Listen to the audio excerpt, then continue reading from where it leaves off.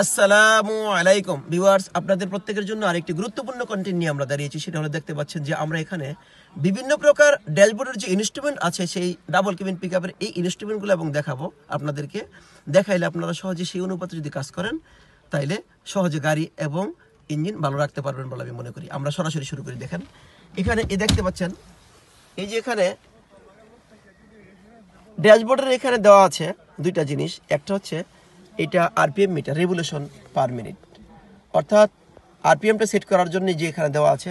আর এটাও এখানে দেওয়া আছে মাইল মিটার আছে এখানে।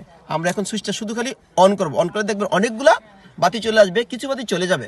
যে বাতিগুলো চলে যাবে বুঝতে হবে এগুলো অনেক ভালো অবস্থানে আছে। যেমন মনে করেন আমরা এখন এই দেখেন বাতি আছে, এবিএস আছে এখানে, এই যে বাতি আছে লক আছে, তারপরে হ্যান্ড ব্রেক আছে, এগুলো চলে গেছে, সবগুলো চলে গেছে। আর এদিকে আছে, এখন আমরা একটু ডিটেলস বলি যে এটা হচ্ছে কত কিলোমিটার স্পিডে চলবে, মাইল মিটার গেজ কিন্তু এটা আমরা এই যে এখানে দেখি। তারপরে মানে কত কিলোমিটার স্পিডে চলবে এখানে দেওয়া আছে। তারপরে এই জায়গায় এলো টেম্পারেচার গেজ, এই যা মানে এটা টেম্পারেচার কতটুকু ইঞ্জিনের তা এখানে দেওয়া আছে। এবং এখানে হলো আপনার ফুয়েল কতটুকু আছে, দেখেন আমাদের অনেক ফুয়েল আছে, যে ফুয়েল গ্যাস এটা দেওয়া আছে এখানে। তারপরে এই জায়গায় আছে হলো RPM meter, revolution per minute, অর্থাৎ এটার আরপিএম কত থাকবে। সাধারণত আমরা জানি যে 600 থেকে 800 আরপিএম এর ভিতরেই সাধারণত থাকে। আমরা কেউ ইঞ্জিন স্টার দিয়ে আপনাদের দেখাবো, একটু দেখাই ইঞ্জিন স্টার দিয়ে, সরাসরি দেখেন একটু স্টার দিয়ে আমরা এখন দেখাবো যে আরপিএমটা কত। এটা আরপিএমটা দেখি আমরা সরাসরি, দেখেন এটা আইডিয়াল আরপিএম কত আমরা একটু দেখি।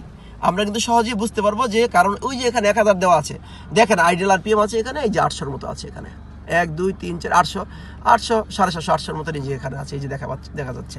তো মোটামুটি এইটুকু জিনিস আমরা দেখলে সহজে বুঝতে পারবো। তারপরে এখানে একটু আসি আমরা, এই যে এখানে সরাসরি সুইচে চলে আসি। এখানে অনেকগুলো সুইচ আছে, দেখেন এই যে এখানে আছে, এই যে পানি দেয়, ঠিক আছে, এই যে উইন্ডশিল্ডের ভিতরে যে এই পানি দিচ্ছে এখানে এই মোটরের মাধ্যমে। তারপরে আপনার মনে করেন যে এই যে উপরে নিচে দিলে এরকম কম বেশি আছে। মোটামুটি আমরা এটা দেখলে সহজে বুঝতে পারবো। তারপরে আসি, এই যে এখানে হেডলাইট আছে, এই যে এখানে হেডলাইটের এটা লো বিম, ওই যে ওখানে শো করে লো বিম। তারপরে হলো হাই বিম এখানে আছে। তারপরে এরকম ডিপার আছে, এই যে ডিপার, এই যে এখানে দেখা যাচ্ছে, বাইরে দেখা যাবে যে বাতিগুলো জ্বলে, এরকম ডিপার আছে। তো মোটামুটি আমরা দেখলে এগুলো বুঝতে পারবো।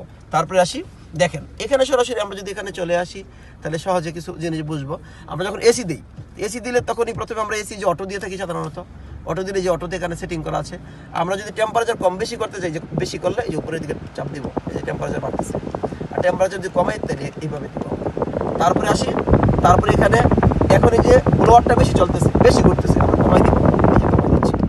মোটামুটি দেখলে আমরা সহজে বুঝতে পারবো যে এক আছে, মোটামুটি এখানে আমরা দিয়ে দিলাম। তারপরে এখানে এই যে এখানে একটা চিহ্ন আছে, এই চিহ্ন মানে হচ্ছে কিন্তু এখানে সাধারণত এসির জন্য দুইটা চিহ্ন থাকে, এটা একটা চিহ্ন এখানে দেওয়া আছে। এই চিহ্নের অর্থ হচ্ছে ভিতরের বাতাসটা রিসার্কুলেশন সাধারণত হয়ে থাকে। আর আরেকটা আছে যে এই চিহ্নটা বাইরের দিকে এরকম দেওয়া থাকে, তাহলে বাইরে থেকে বাতাস আসবে। এই জিনিসগুলো দেখলে আপনারা সহজে বুঝতে পারবেন।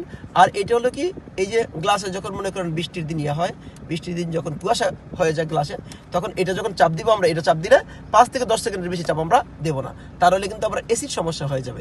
সুতরাং এই জিনিসগুলো আমরা একটু দেখলে সহজে বুঝতে পারবো। কিছু লোক আছে, আমরা সিগারেট খাইলে যে এখানে দেখেন একটু খেয়াল করি আমরা, এই যে এটা আছে, চাপ দিয়ে দূরে গরম করার পরে চাপ দিয়ে এরকম গরম হলে আমরা একটা সিগারেট খাওয়ার জন্য ব্যবহার করতে পারি। মোটামুটি এইটুকু দেখলে আমরা সহজে বুঝতে পারবো। ধন্যবাদ সবাইকে।